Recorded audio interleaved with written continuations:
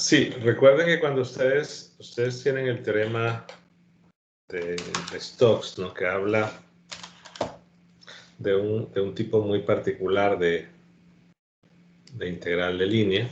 Ya mencioné que integrales de línea pueden haber un montón, pero del que se menciona en el teorema de Stokes es de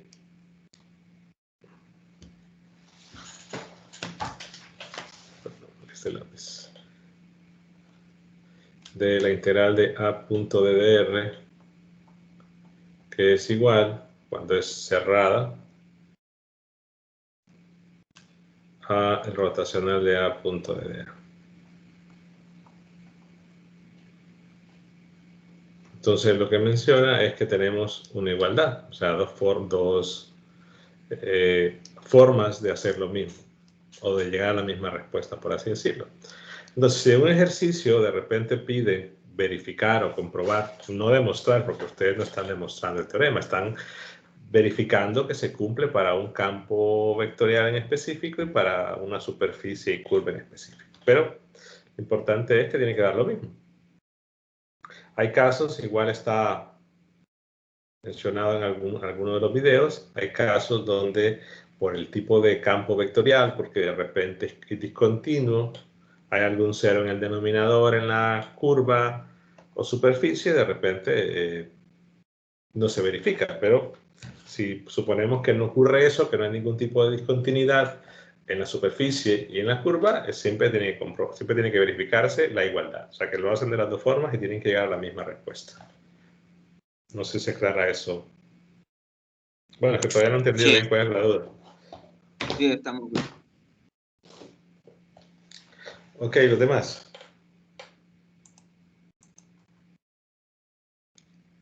Ya deberían estar en la parte de ejercicios. Recuerden que van a prueba el martes, me parece que ya termina la parte de análisis vectorial, las 10 horas. Deberían ir al día con los videos. Hay algunos que solo para que quede evidencia. Por ejemplo, el de coordenadas curvilíneas, solo lo han visto 2 personas. El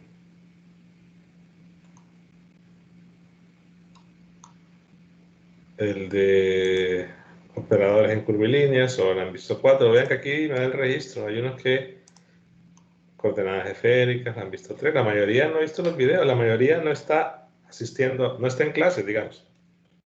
Muchos de los que están aquí conectados. Entonces, no sé qué esperan, pero tienen que empezar. Si no, lo que va a suceder es que se les van a bloquear las pruebas. Van a perder el derecho a las pruebas si no tienen completado esto. Eso está detallado en el sílabo y se especificó el primer día. O sea que no debería haber algún comentario que digan no lo sabía. Para los que sí están practicando, entonces no sé si hay algún tipo de consulta con los ejercicios que han estado practicando o si no paso a hacer las preguntas que tenía pensado hacer yo ahorita.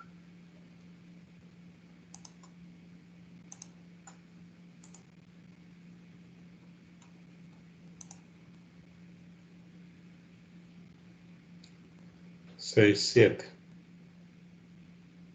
Solo hay 7. Híjole. Bueno.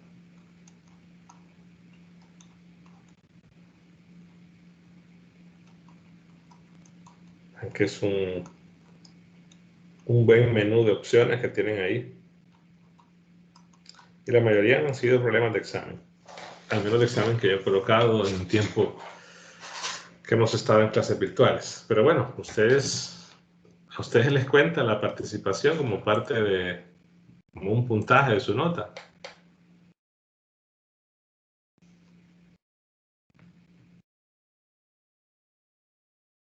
El problema es que no han visto los videos, por eso no saben qué preguntar. Entonces no solamente es conectarse. Bueno, voy a preguntar yo entonces.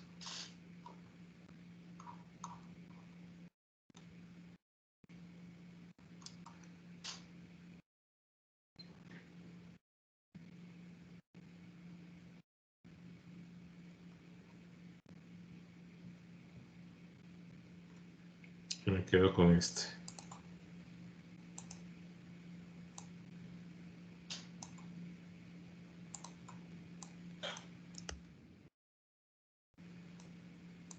Ven que la cantidad de material que tienen es suficiente para abarcar todos los casos. Teorema de Stokes, teorema de divergencia, integral de línea, superficie, de volumen, vector de área, perdón, vector de superficie. Bueno, digamos, el siguiente ejercicio dice, considera superficie del paraboloide. Normalmente se colocan, o muchos problemas aparecen paraboloides, siempre lo digo, porque es el tipo de función más simple para los estudiantes hacer el gráfico. Igual puedo colocar un hiperboloide de una hoja, de 2 hojas, pero el paraboloide generalmente es la opción más simple. Evidentemente los bosquejos, y esto lo aclaro, son obligatorios. Yo digo que a veces cómo pueden visualizar un ejercicio si ni siquiera han graficado algo, entonces, claro, por eso se les da una curva donde puedan... pues déjenme ver, no sé si este es el que está... Hay uno que estaba resuelto. No sé si es ese.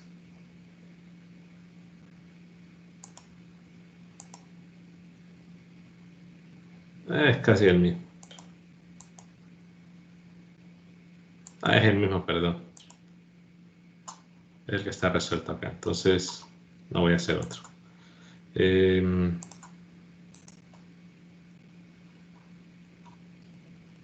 Igual tendrían chance. Alguno podría decir este que intenté hacer, pero nadie dice nada.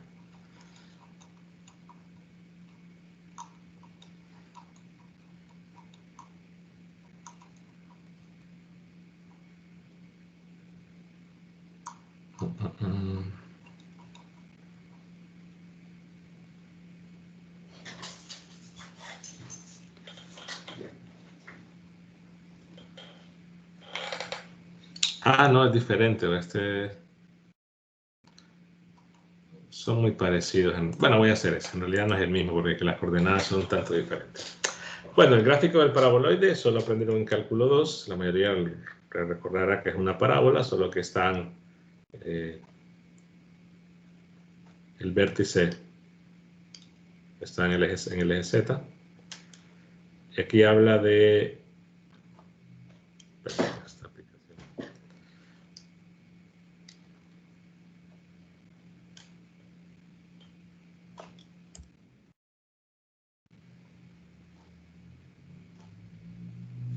Habla que tenemos una ecuación.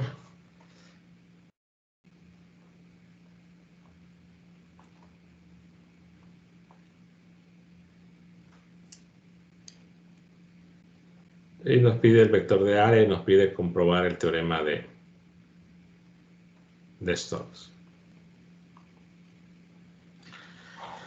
Bueno, en primer lugar, él dice que es la superficie del paraboloide. Saben que el paraboloide es como que ustedes tengan una parábola y la hacen girar. Eso también es una parábola de revolución, como la quieran ver. Pero la situación importante es aclarar cuál es la superficie que nos están indicando. Dice la superficie del paraboloide que está en el primer octante. Entonces, si yo divido, si solo dibujo, digamos, los primeros 4 octantes y dibujo la primera, entonces en realidad solo se refiere a esta superficie, la que estoy de repente rellenando en azul. Lo que pueden observar es que la superficie es abierta. Lo que me están pidiendo es abierta, no es cerrada. El paraboloide por sí mismo no puede ser cerrado. De repente alguien podría modificarse y decir la superficie del paraboloide junto con los planos como tapaderas. Pero en este caso no es superficie cerrada, entonces por esa razón tiene sentido que me estén preguntando verificar el teorema de Stokes. En primer lugar, lo que definimos es, o lo que nos preguntan es determinar el vector de área o el vector de superficie. Solo déjenme cambiar un poquito la pantalla. Ok, lo que estoy compartiendo. Entonces, pregunta para todos. ¿Cómo se define el vector de área o vector de superficie, como lo quieran ver? No estoy diciendo diferencial de área, estoy diciendo vector de área.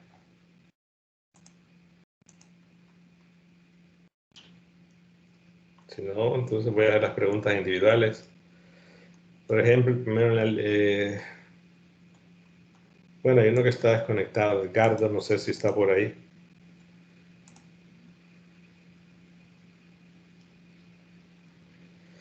Ok, Angie dice, determinando SX, SY, SZ. Sí.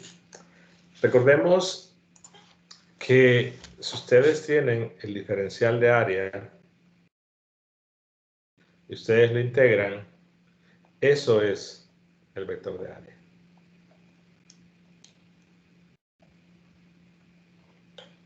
Es un vector cuyas componentes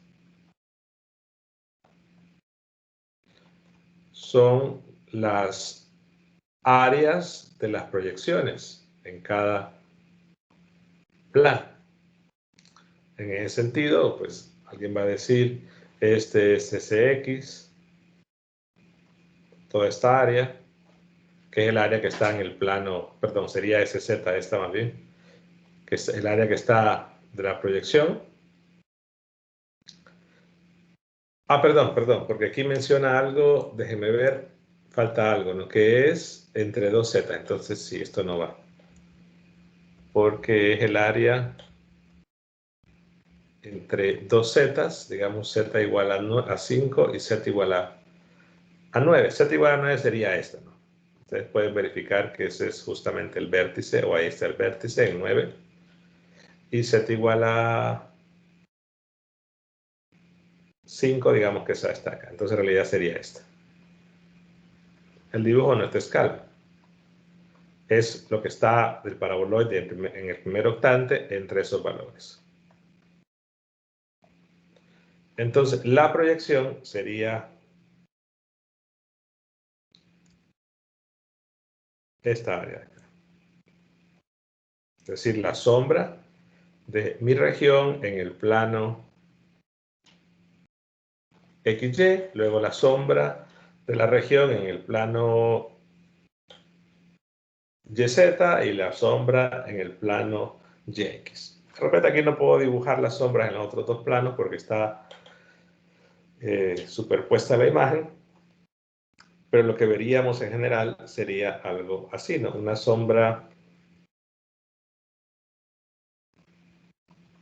en este plano, luego la sombra en el otro, luego la sombra en el otro. Porque esas áreas son lo que denotamos Z, SX, SY, SZ. Entonces, al final de cuentas, no tenemos que integrar el diferencial de área. Ahora, esto ya vimos, y lo comento por ahí, no es igual al área de la superficie.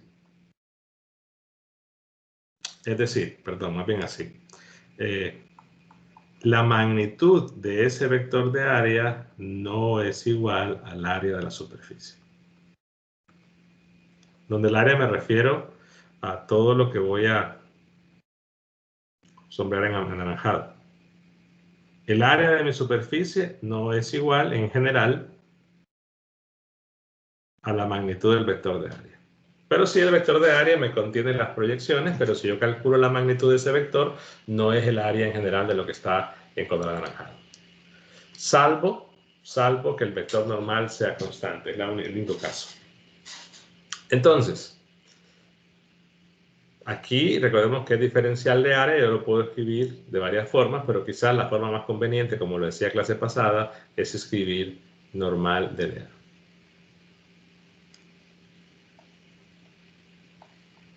Y que para el vector normal, para la magnitud, puedo utilizar la idea de factor de escala y integrar con respecto a una sola variable. Entonces, integro el vector normal y si quiero integrar con respecto a x y y, tendría que dividir entre el vector normal punto z y yo tengo que integrar en la proyección.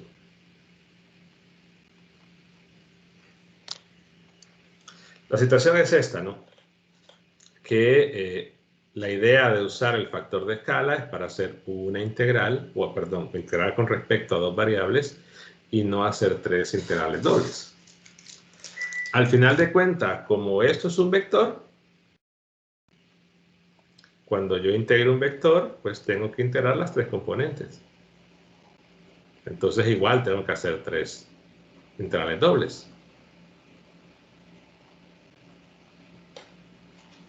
Pero el hecho de usar el factor de escala, lo que produce es que me ahorro incrementar en un factor de 3 esas integrales. Esa es la definición. Entonces necesitamos el vector normal. La pregunta para ustedes es, yo voy colocando las preguntas acá, en el formulario.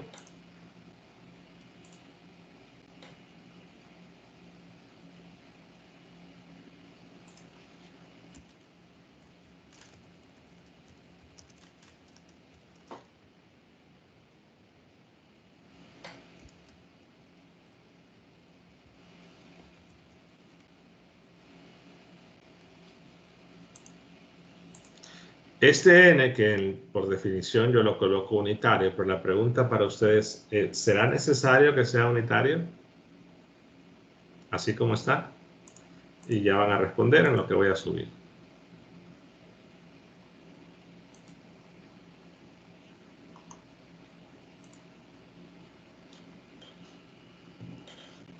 Vamos, si están en clase van a votar, si no...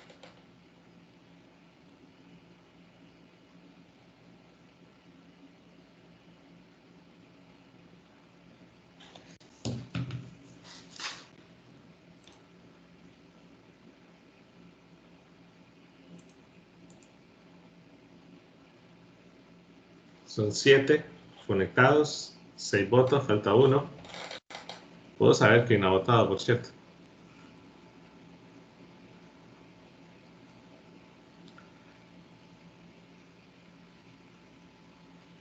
Ok, la respuesta es no. En realidad, vean que como tengo un unitario, en este caso tengo un unitario arriba y abajo, pues la magnitud se va a alcanzar. Entonces no hace falta que ninguno de los dos sea unitario. Evidentemente, si lo ponen unitario, saben que va a ir el n entre su magnitud y arriba y abajo, entonces la magnitud se va. Vean que no es necesario que sea unitario.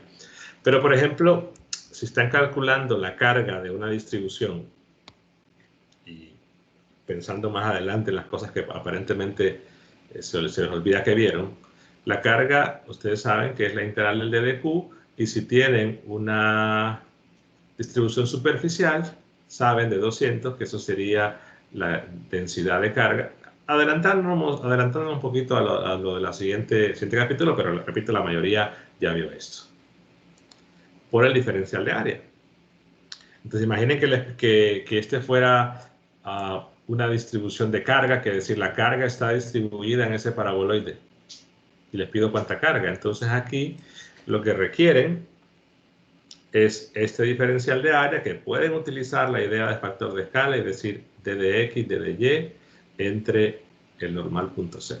Y encuentran la carga de esa región si conocen la densidad. Vean que a diferencia de la integral del lado izquierdo, aquí, bueno, aquí aparece el normal unitario, acabo de decir que no hace falta que sea unitario.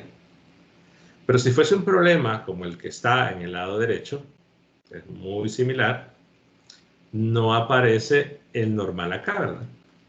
Entonces ahí sí sería como decir, bueno, que aquí no hay normal. Entonces, si no hay normal, este tiene que ir unitario obligatoriamente porque no se va a cancelar la magnitud. Entonces, todo evidentemente depende del contexto que ustedes tengan. Entonces, cuando yo digo en los recursos, y lo digo ahorita, que no es necesidad En este caso, el lado izquierdo, que sea unitaria es porque, como está escrito, la magnitud va a desaparecer. Pero no estoy diciendo que así va a ser siempre.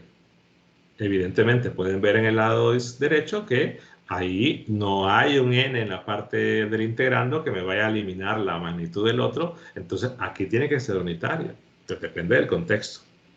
Pero el periodo pasado, es que usted dijo que siempre tiene que ser unitario. No, yo no he dicho eso. Que para este caso, no hace falta. Para el caso del lado derecho, sí tiene que ser unitario. Entonces, claro, hace falta calcular ese vector normal, que no hace falta en el caso izquierdo que sea unitario. Recordemos que entonces el vector normal se va a calcular como el gradiente de la función u, que la función u tiene que ser una función constante.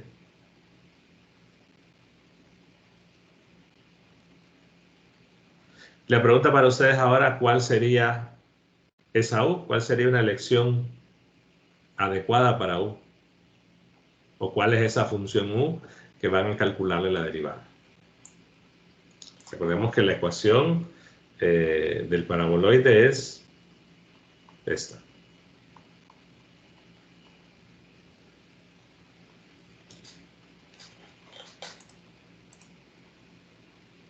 Aquí lo pueden responder en el chat. ¿Cuál sería u? O pueden responder con micrófono y le escriben, pero son de las cosas que normalmente los estudiantes fallan porque, como el caso de la mayoría de ustedes, no ven los recursos. No leen el libro ni practican. Ese ha sido, yo suelo decir, la regla de oro para reprobar la clase. No ver los recursos, no ver el libro, no practicar, equivale a reprobar. ¿Será que U podría ser 9 porque es el punto máximo que hay en Z? U debería ser una función, no una constante. Es decir, vamos a ver. Es que la idea es, pensémoslo así. No sé si alguien, antes de responder, si alguien más lo puso. Bueno, Angie respondió y Wendy está escribiendo.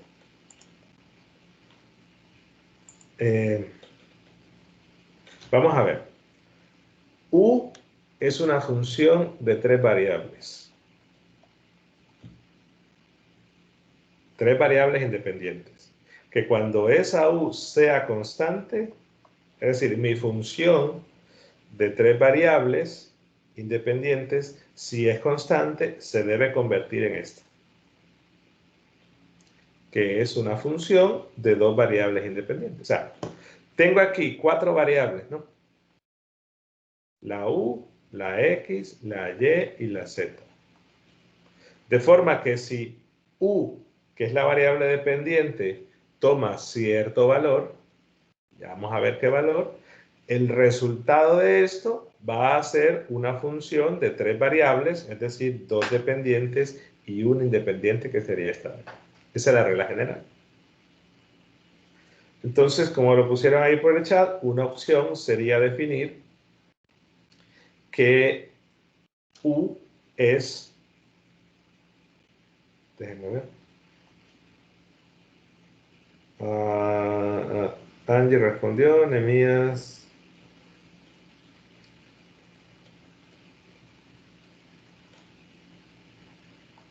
Nuevamente, así me doy cuenta que han visto los videos. Por ejemplo, si yo defino z igual a, o u, perdón, z más x cuadrado más y cuadrado menos 1. Esa es una opción. Creo que es la opción que pusieron ahí. Entonces yo digo, esta es una función de 3 variables independientes y una dependiente. O sea que es una función de 4 variables.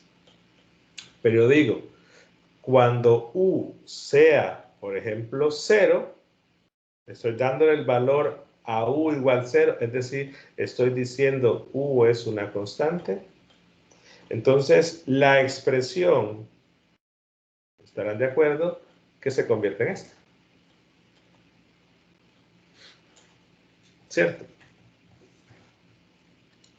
Porque es la misma, solo que está despejado.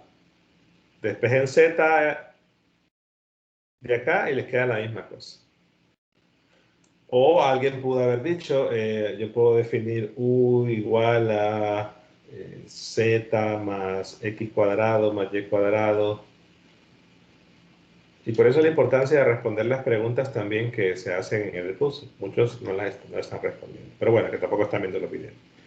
Por ejemplo, si fuera igual a 10, yo defino una función U y yo puedo decir, si U, por ejemplo, fuese menos 1, y es un valor constante, yo le estoy dando un valor constante a esa variable U. Pero como U depende de todo esto, si U es menos 1, entonces esta expresión se convierte en esta.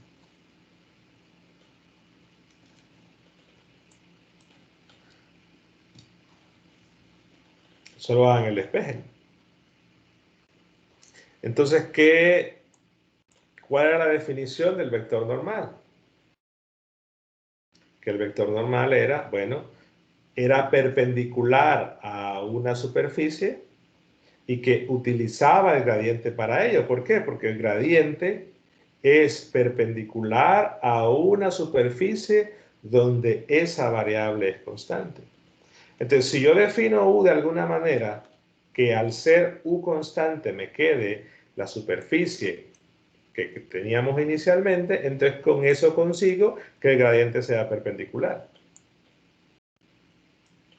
Entonces, ¿cuál opción pueden tomar? Bueno, en principio pueden tomar esta o esta, o otras más opciones. Y dentro de una pregunta que se hace o comentario que se hace en el curso, se presentan hasta creo que 4 opciones, incluso una con logaritmo. La situación es, si U toma cierta constante, que hay que especificar, bueno, que no necesariamente hay que especificar cuánto es, pero si se define como tal, me debe quedar la función que originalmente tenía. Esa es la idea para saber qué se va a derivar. Pero hay que pensar también en cómo va a ser el vector normal. Por ejemplo, si yo lo dibujo más o menos por acá, yo puedo observar que ese vector normal, mientras esté en el primer octante, todas sus componentes van a ser positivas. Si lo defino hacia afuera, lo estoy definiendo que mi vector normal es este.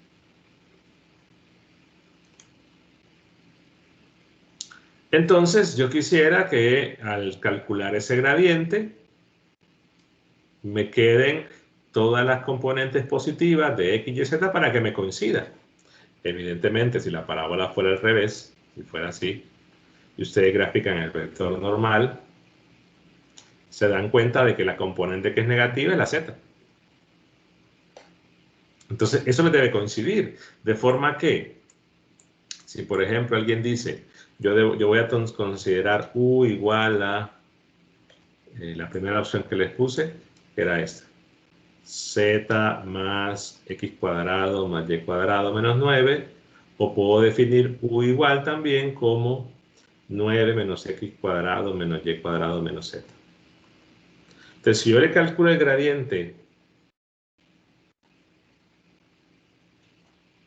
a las dos, lo que evidentemente obtengo son un vector cuyos signos van a ser diferentes. ¿Por qué? Porque los signos son diferentes. Pero si en la primera hago U igual a 0 y en la segunda hago U igual a 0, al despejar obtenemos la ecuación de la superficie que nos están dando.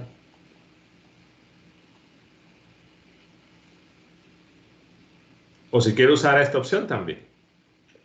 Al final de cuentas hay un montón de opciones, pero que vean que como esto se va a derivar, en todo caso, la parte que sea constante, como el derivarla me queda 0, es irrelevante. Lo importante es la parte variable para fines de resultado. Pero hay se puede definir el U de varias formas. Pero lo que sí es que si definen U de una forma o definen U de otra, pasando todo al lado derecho o pasando todo al lado izquierdo, la diferencia va a ser los signos. Y cuando calculen la derivada, pues los signos de las componentes de su vector normal les debe coincidir. Entonces, si estamos tomando que el vector normal es este que va hacia afuera, las tres componentes deben quedar positivas en el primer octante. Por lo tanto, la opción que produce eso sería esta. De forma que si yo calculo el gradiente de U, lo que me queda es 2x en x más 2y en y más 1. Vean que las tres componentes son positivas y coincide de acuerdo a lo que se está dibujando. Si toman la otra opción, pues su vector normal tendría que ser otro, el opuesto, ¿no? Porque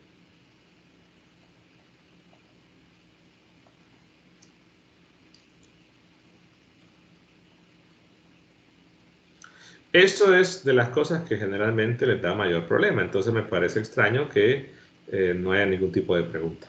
¿Preguntas hasta ahí?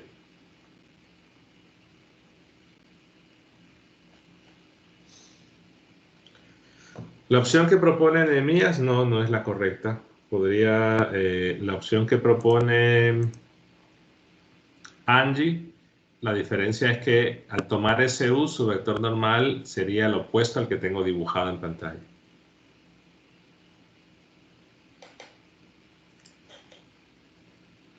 Sí. Respondiendo a Angie, sí, le queda, si usan la otra opción, el vector normal. En este caso, como no tenemos una regla que nos diga cuál vector normal tomar, podríamos tomar uno o el otro.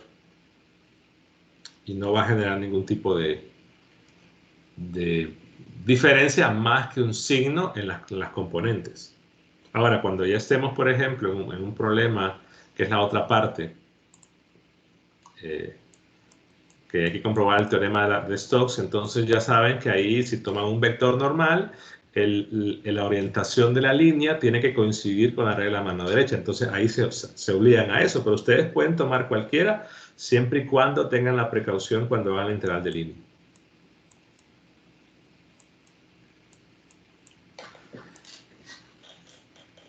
Entonces, al tener el vector normal, ya podemos calcular el vector de área.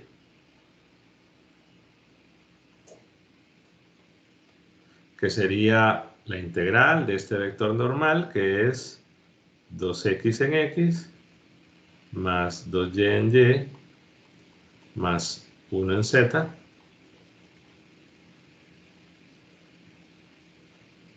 Sí, respondiendo a la pregunta de Wendy.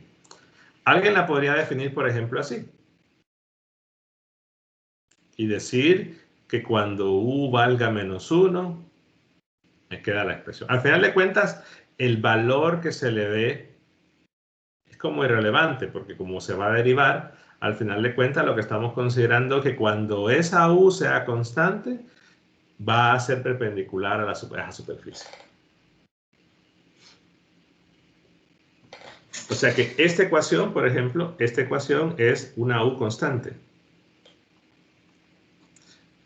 Entonces, el gradiente de u es perpendicular a la superficie,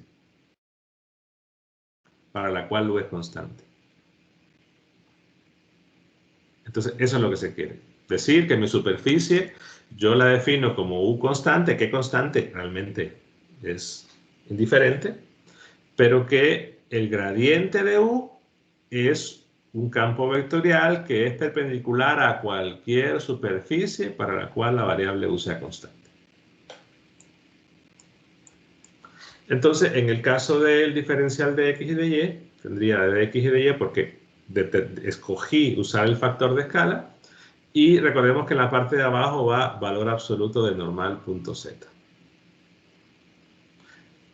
Ya dijimos que no hace falta que sea unitario, por eso no estoy dividiendo entre la magnitud, para este caso. Ojo, notemos que como el vector normal tiene una componente z que es 1 en este caso, entonces el producto punto va a resultar 1.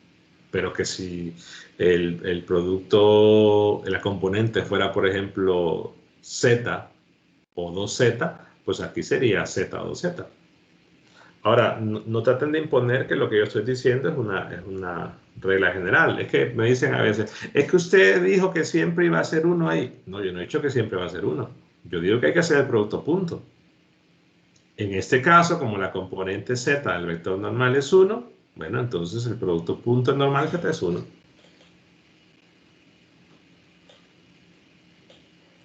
Es una integral doble.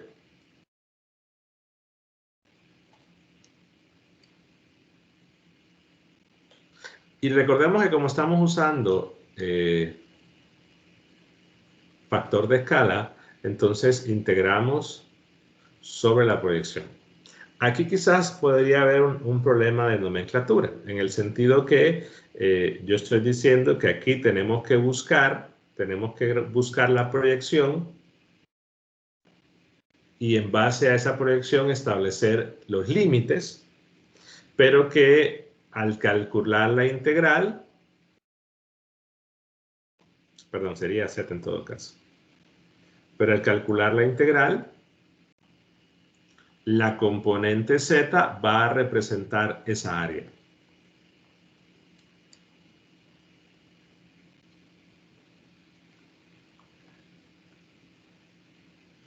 O sea que aquí, cuando lo escribo de esta forma, me refiero a que voy a utilizar la proyección para establecer los límites, y cuando lo escribo aquí como resultado, me refiero a que obtengo el área de esa proyección. Entonces, si recordamos el dibujo, que por eso la importancia del esquema o bosquejo, que vean que tampoco el dibujo estoy haciendo la escala o algo por el estilo, pero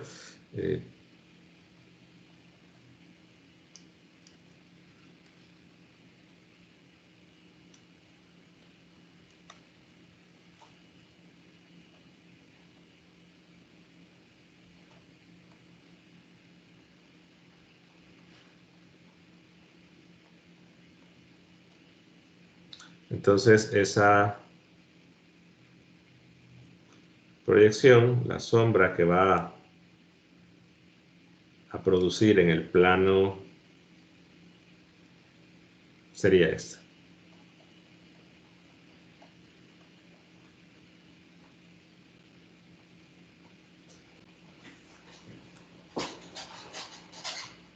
Ahora, como se cogió un paraboloide, recordemos que aquí era, la parte de arriba era z igual a 9,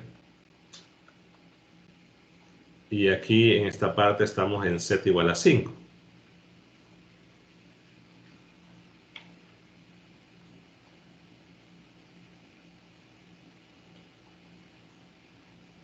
La pregunta para ustedes, bueno, esa proyección en efecto es un círculo, pero la pregunta es de cuánto sería su radio.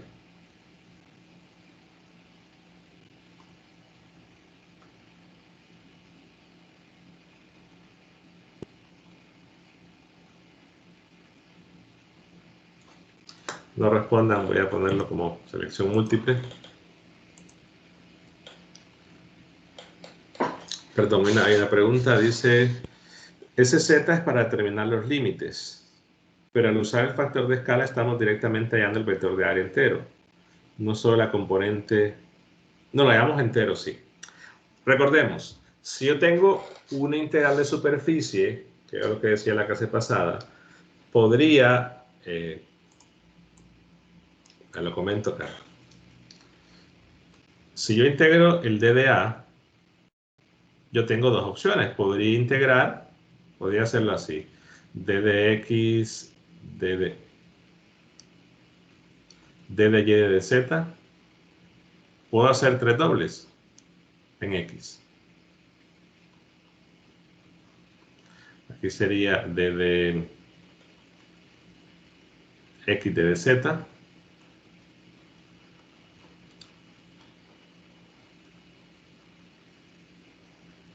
Así, y todas son positivas porque para este caso el vector normal ya dijimos que todas las componentes son positivas. Entonces, yo para calcular esto puedo hacerlo así.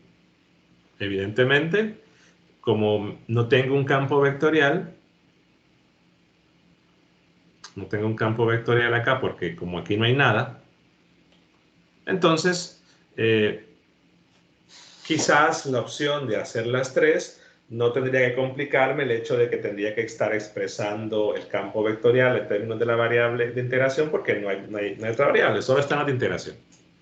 Pero aquí lo que hago es que la primera integro en esa proyección, en Sx, la otra en Sy y la otra en Sz. Aquí, repito, una integral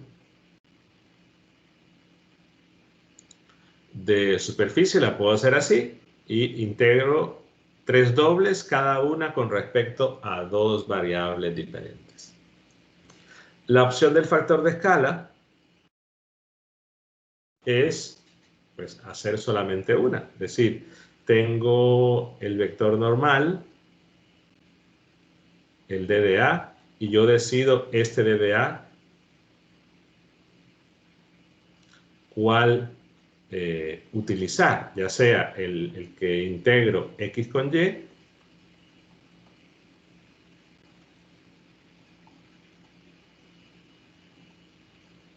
o los otros dos. Ustedes deciden. Ahora, en este caso, como lo que tengo aquí es un vector, igual tendría que partir en tres integrales porque ese vector va a tener tres componentes. Es decir, haría la normal en X, la normal en Y, la normal en Z, pero es por lo que está enfrente. Entonces, al final de cuentas, pueda tener tres dobles. ¿Cuál es la diferencia? Que en el primer caso, los límites de integración van a ser diferentes porque las superficies, o sea, los dominios de integración en cada una es diferente. Este resultado va a ser directamente Sx, ya el área de toda la proyección. Este resultado va a ser el área y este resultado va a ser el área. Pero repito, los límites de integración son diferentes porque integro con respecto a una proyección diferente. En el otro caso, igual tengo que hacer tres dobles, pero en todas el límite de integración va a ser el mismo. Entonces, en este caso, en cuanto a límites de integración, quizás, o cantidad de integrales, quizás es la misma, pero la diferencia es justamente esa, que aquí solamente hago una sola, o sea, tengo el mismo límite de integración, pero como es un vector, eso lo va a multiplicar por 3. O sea, cuando integramos un vector, eso va a aumentar en una cantidad igual a las componentes la cantidad de integrales. Integro un vector de 3 componentes, son 3 integrales. Integro un vector de 2 componentes, son 2 integrales. ¿No se aclara eso la pregunta? No sé si han preguntado más. Claro, cuando yo calcule esta integral, obtengo las 3 de un solo.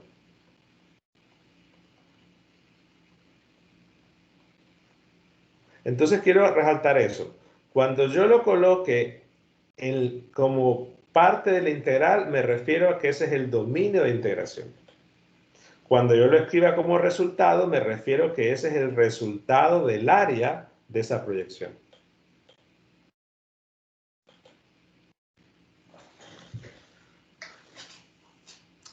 Ok, entonces regresando acá. La pregunta era, ¿cuánto es el radio? Ya no me da chance de ponerla como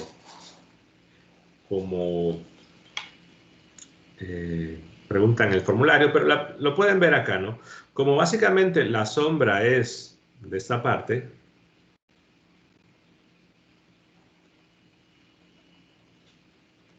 entonces estarán de acuerdo que esta distancia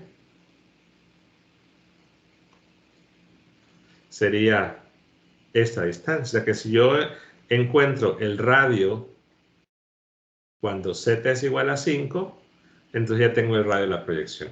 Pero eso es bastante simple si uso la ecuación de la curva. Recordemos que si z vale 5, lo que tendría es que esa curva es esta. O sea que esta curva que marco en verde sería la que estoy marcando en verde acá. O parte del lado. Porque no es todo el círculo. Y por lo tanto es la misma la proyección, porque es la sombra en el plano XY. O sea que lo que tengo es un círculo de radio 2.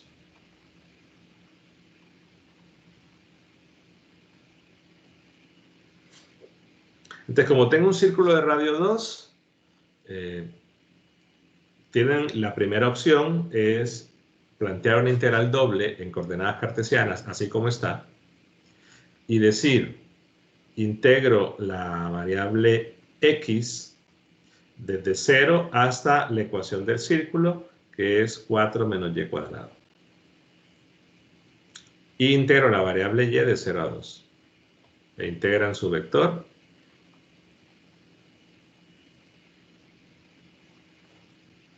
Esa es una opción. Ahora, por el tipo de geometría, en muchos casos, hay muchas situaciones donde sale la integral relativamente más simple. Claro, una en comparación de la otra, si pasamos a coordenadas cilíndricas. Aquí quizás habría que hacerla. De repente vale la pena practicar un poquito la integración. Vale la pena practicar, hacerla en coordenadas cartesianas, pero otro punto es pasar la cilíndrica. Además de eso, ¿no? Podría ser, por ejemplo, que aquí, dentro del integrando, nos quede una variable z, no vector, sino variable. La pregunta es, ¿qué hacemos con la z? Porque notemos que con los vectores unitarios eso no importa, son constantes. Pero la variable de integración es x y y. Entonces, si hubiese una z, ¿qué hacemos con esa z? Si hubiese.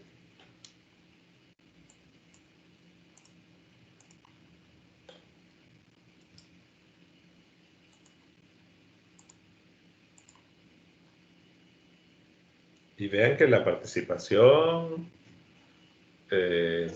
con el audio y todo lo demás, o el chat, todo queda guardado. Cada quien sabe si ha participado o no. Dígame, Jaime. Podríamos sustituir ya sea la Z con X o con Y, ¿verdad? ¿Con cuál? ¿O tomándola de dónde? Despejando la ecuación en función de lo que va a valer Z. Bueno, en realidad el valor se va a tomar de la definición misma de la función, de ahí. Si hubiese.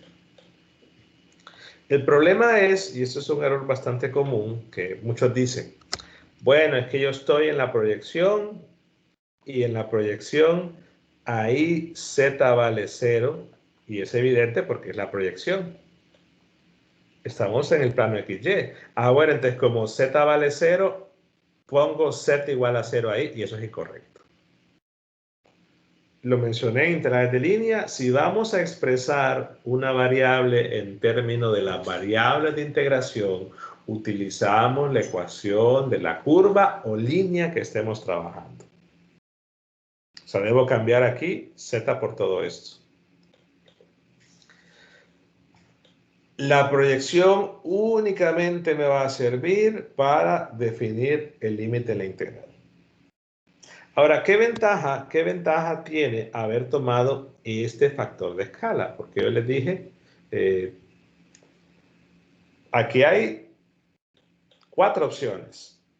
Utilizo los 3 factores de escala o hago esto sin tomar factores de escala. 4 opciones y me tiene que dar lo mismo.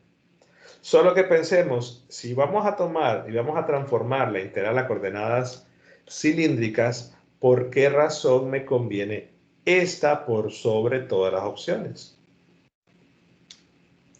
La razón es la siguiente.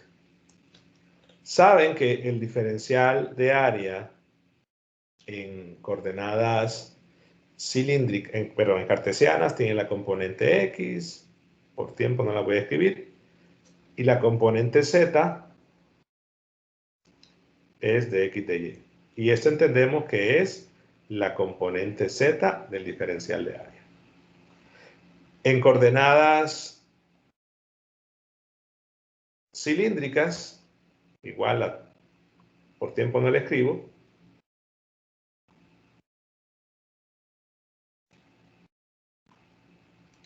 saben que esta es la componente z.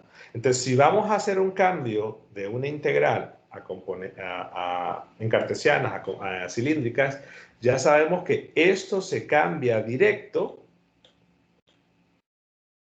Ya se cambia directo porque ambos representan la componente z, evidentemente en coordenadas diferentes, pero es la equivalencia. Entonces, todo ese diferencial rápidamente lo cambio y coloco rho de phi. Pero, por ejemplo, si me aparece d de y, d de z, que fuera la componente y,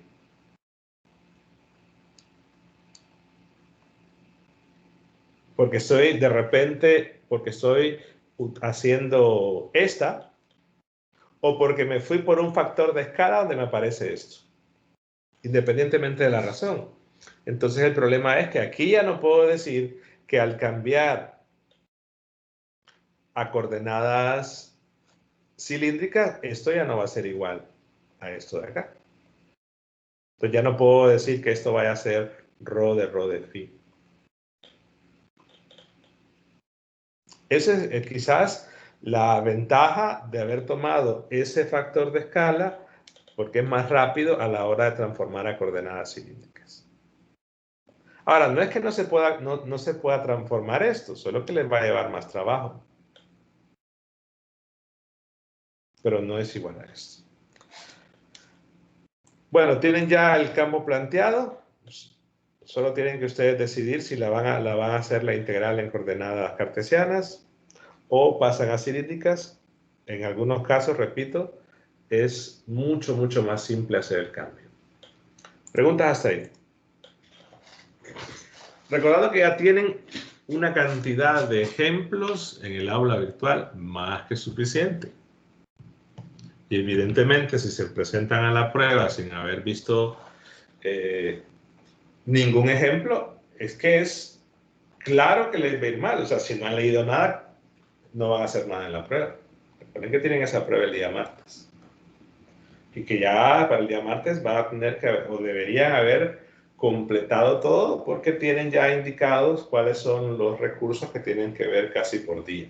Por eso están marcados 10 días, porque la parte de análisis vectorial dura 10 días. Evidentemente, ustedes lo pueden trabajar diario o pueden agarrar todo el fin de semana y verlo. Es decisión de cada quien.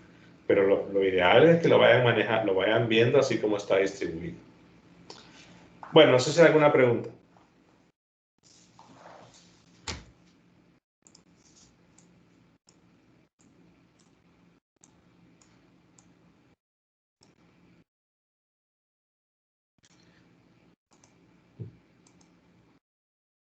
No.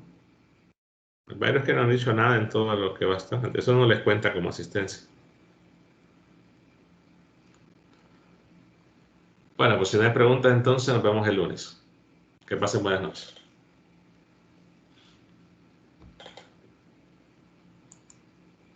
Buenas noches.